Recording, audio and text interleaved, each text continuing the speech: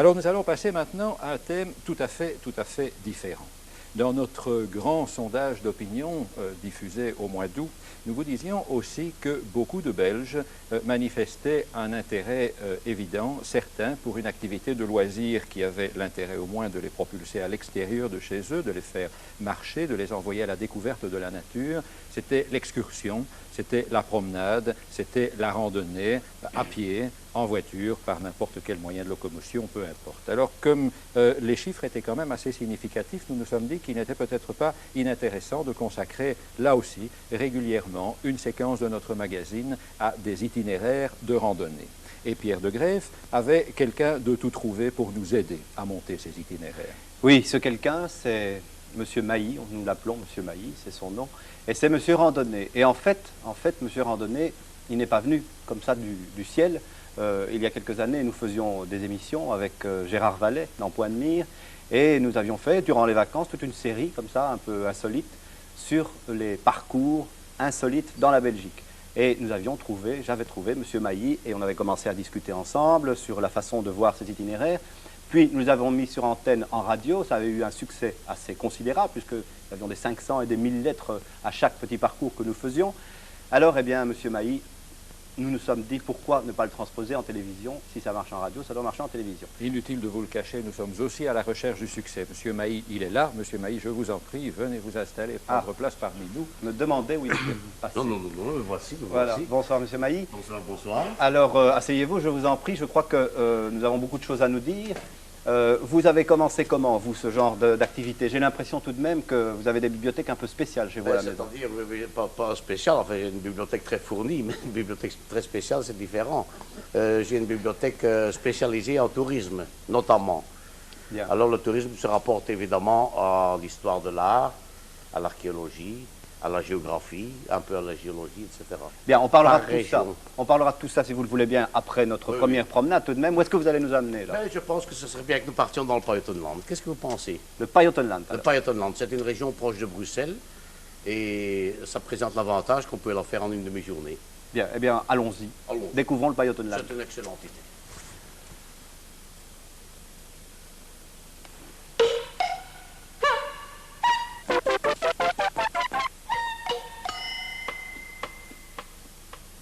Alors, quel est le point de départ de cette promenade? Nous sommes ici à l'abbaye de Grand Bigard et ce point a été choisi parce que précisément le Pajottenland est délimité au nord par le Molenbeek et que c'est le ruisseau de Molenbeek qui traverse la propriété de l'abbaye de Grand Bigard. Alors de Grand Bigard, nous allons longer cette vallée du Molenbeek pour remonter ensuite vers les hauteurs de Skepdaal. Voici le portail de l'abbaye qui est une reconstitution du XVIIIe siècle. Voilà donc l'étang dont je vous parlais, qui est traversé par le Molenbeek. Ici, nous rentrons dans le Pajottenland, qui est caractérisé par ses petites fermettes basses et allongées, jadis couvertes de chaume.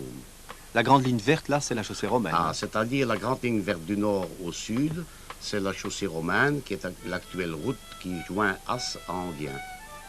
Nous sommes ici à l'église de Saint-Martin-Vaudegem. Il y a beaucoup d'églises dans le Pajottenland? Oh, écoutez, c'est comme dans tous les coins, il y a une église dans chaque village, mais seulement nous n'en visiterons qu'une ou deux, parce qu'elles n'ont pas toutes le même intérêt. Celle-ci? Mais celle-ci est particulièrement intéressante, parce que, pour commencer, c'est une église qui est encore selon les conceptions de l'archevêché de Cambrai, c'est-à-dire avec la tour sur la croisée du transept. Alors voilà les beaux murs en grès qui ceignent le cimetière, voilà la vieille brasserie aux abords de l'église. Dans la plupart des villages du Pajottenland, l'église se trouve toujours à côté de la brasserie. Alors, comme tout à l'heure, encore une magnifique fermette caractéristique du Pajottenland, très basse, allongée. Alors, aux abords de l'église, les cultures maraîchères. Vous voyez la tour de croisée, selon une conception de l'archevêché de Cambrai, dont dépendaient d'ailleurs nos régions jusqu'au Louvain. Alors ici, nous sommes dans la vallée du Molenbeek. Vous voyez, ici ne paraissent pas encore les collines. Nous sommes toujours dans le côté plat du Pajottenland. Plus loin, nous arrivons à l'église de Wambeek, dont la flèche émerge au-delà des verdures. Alors de Wambeek, nous allons remonter vers les hauteurs de Skepdaal, voilà Skepdaal, où se cultive la fraise. Il faut parler du rôle militaire tout de même du Pajottenland, c'est Ah important. oui, le Pajottenland a eu un rôle militaire certain. Vous avez cette fameuse chaussée romane qui est l'actuelle route de Hassanguin et par laquelle César est arrivé au secours de Quintus Cicéron, son lieutenant, qui était assailli par les Gaulois. Voilà 3 beaux arbres près d'une chapelle, est-ce qu'elle est caractéristique? Oui, c'est une très jolie chapelle, elle n'est pas particulièrement caractéristique du Pajottenland, mais d'ici, on jette un dernier coup d'œil sur le parcours effectué dans la plate région de Pajottenland. Ah, la fraise, ça c'est très important ici dans la région. Oui, maintenant nous sommes sur les hauteurs, c'est-à-dire nous sommes à Skepdahl, dont l'église se voit de très loin d'ailleurs. Et Skepdahl est caractérisé par sa fraise et sa gueuse. D'ailleurs, dans les armoiries de la ville se trouvent incluses donc, les dessins de la gueuse et de la fraise. Oui, ce sont des fraises extrêmement savoureuses, elles sont toutes fraîches. C'est très vivant. Alors, sur les plateaux apparaissent déjà les cultures. Il y a de très hauts plateaux et de très grandes étendues qu'on peut découvrir. Et c'est ça qui fait d'ailleurs le charme du C'est ça. Pajottenland. Quand vous êtes sur les plateaux, vous avez l'alternance des bois, des plateaux, et alors vous apercevez les vallées. Dans ces vallées, par exemple, vous trouvez ici le Weversmolen, une petite vallée aux abords de l'Ennick. Des arbres splendides. Voilà. Dans les vallées, vous avez un tout autre type de paysage. Vous avez des peupliers, caractéristiques des régions humides. Alors, ce très beau moulin ici, le Weversmolen, qui date du début du 19e. Toujours aux abords du moulin, les prairies, les pommiers, les vaches, et au loin, les terrains de culture. C'est un paysage qui incite au respect de la nature, comme ça, en le voyant. Oui, c'est un paysage qui est resté très naturel. Il n'est pas défiguré par de stupides constructions. Ici, on est qu'au début du XIVe siècle, notre duc de Brabant rentra en conflit avec le comte de Flandre, à l'occasion de la révolte des Malinois, qui refusaient de reconnaître l'autorité du comte de Flandre, leur nouveau suzerain. Et c'est ici que s'est terminée la bataille par la victoire des Brabançons.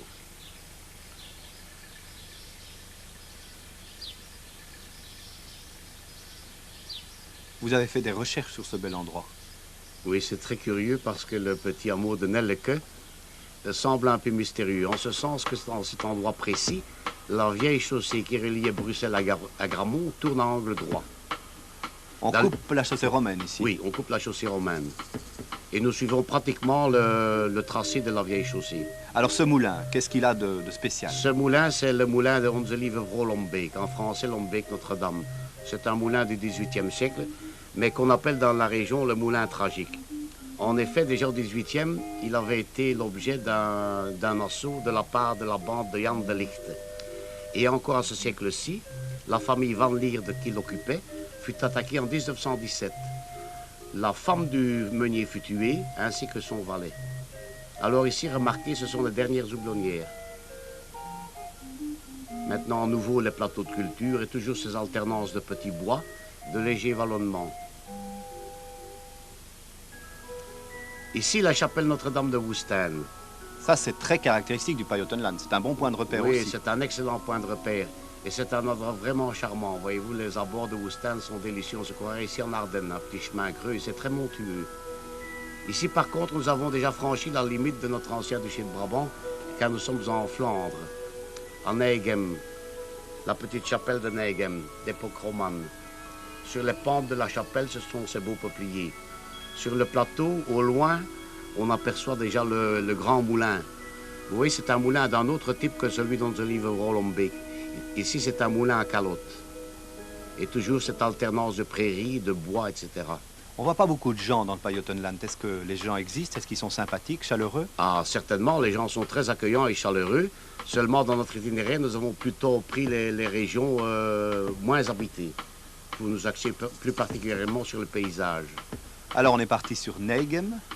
Oui. Et on arrive aux confins un petit peu du Pajottenland. Ah, nous arrivons aux confins vers le Raspail-Bos. Mais avant de Raspail-Bos, nous allons visiter le petit zoo de Warbeek, qui est très agréable. C'est très insolite, apparemment. Insolite, oui, parce qu'on ne s'attend pas à rencontrer un zoo dans un pareil endroit. Et c'est un endroit très agréable. C'est tenu par un ancien curé, vous m'avez dit, non? Ah non, par le curé actuel. Par le curé actuel. Qui s'appelle De Wolf, et il a baptisé son nom Lobo, le loup.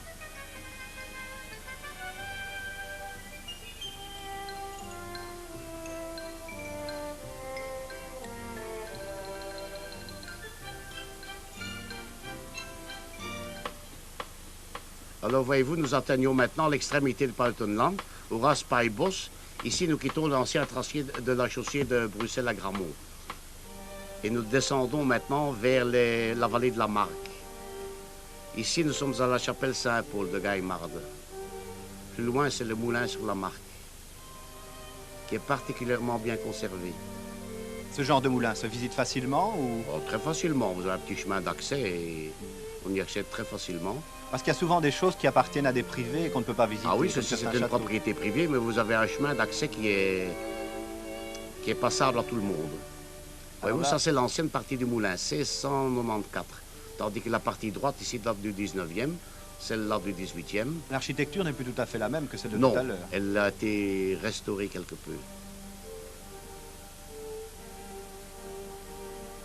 Oui, la roue a été remise en parfait état.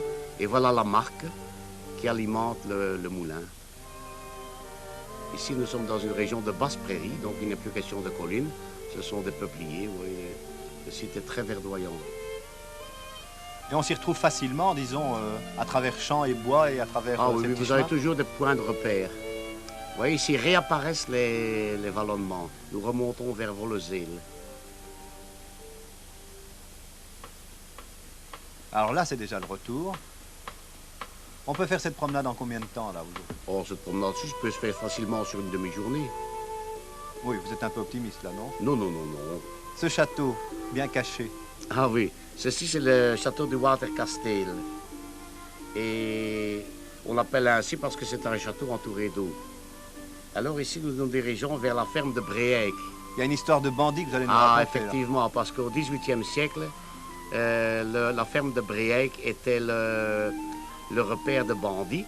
Et même anciennement, il y avait le fameux bandit Berthaud qui rançonnait les voyageurs, les marchands notamment, qui rejoignaient Nivelles en venant du marché de Lénique, qui était également une possession de l'abbaye de Nivelles.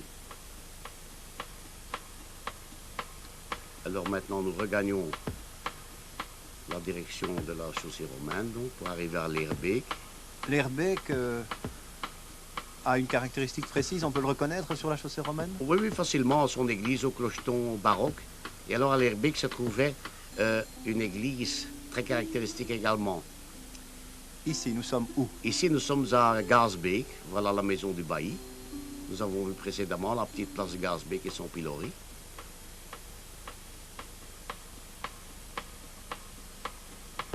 Alors, Pet-Sainte-Anne, il y a du Bruegel dans l'air, là. Oui, effectivement, parce que c'est une église qui a été peinte par Bruegel dans son tableau L'aveugle et les paralytiques, tableau qui se trouve au musée de Naples. Et de Pet-Sainte-Anne, nous rejoignons très facilement Anderlecht.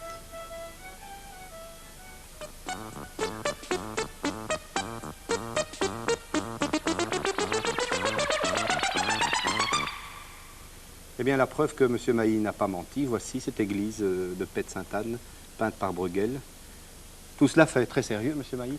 Oui, c'est exact. C'est une peinture qui a été réalisée par Bruegel dans son tableau La parabole des aveugles, qui se trouve au musée de Naples. Bien, je crois que vous vous y connaissez beaucoup et on aura l'occasion de reparler de toutes ces connaissances.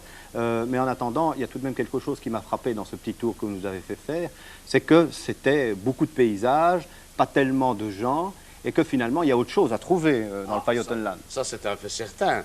C'est un fait certain. Il y a énormément de gens et il y a énormément d'endroits où on peut déguster de l'excellente gueuse. Hein. C'est ça. Eh bien alors... Seulement pour les besoins de tournage, malheureusement, nous avons dû travailler beaucoup et boire peu. C'est ça. Eh bien, cette excellente gueuse, voyez-vous, nous l'avons emmenée en studio. C'est une excellente idée. Nous avons décidé de la déguster ensemble. Ah, mais c'est magnifique. Et d'en fort profiter, bien sûr, les Rigaudon, tous nos amis qui sont venus ce soir. Et pendant que Pierre débouche sa bouteille et remplit les verres, moi je voudrais vous demander quelque chose au nom de nos téléspectateurs, M. Mailly. Cette promenade que nous avons vécue avec vous, j'imagine qu'ils auront peut-être quelques peines à la reconstituer sur une carte. Certainement. Si on ne les aide pas. Certainement. Est-ce que nous pouvons les aider? Certainement. Écoutez, à partir de demain, il y aura un syllabus que j'aurai rédigé À votre santé, hein. Et dans lequel se trouvera donc l'itinéraire détaillé avec une carte explicative.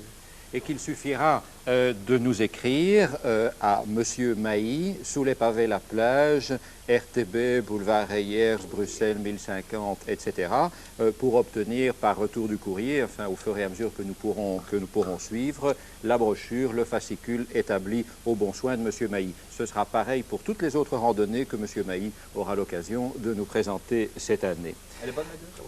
Oui, excellent. C'est de la bonne. Tant mieux, alors. Merci. Alors, on va la goûter. On va la goûter. En attendant la possibilité de retrouver Monsieur Mailly dans notre émission du mois prochain, je vous souhaite déjà d'expérimenter le Pajottenland, ses auberges et ses délices gastronomiques. Bonne promenade à tous.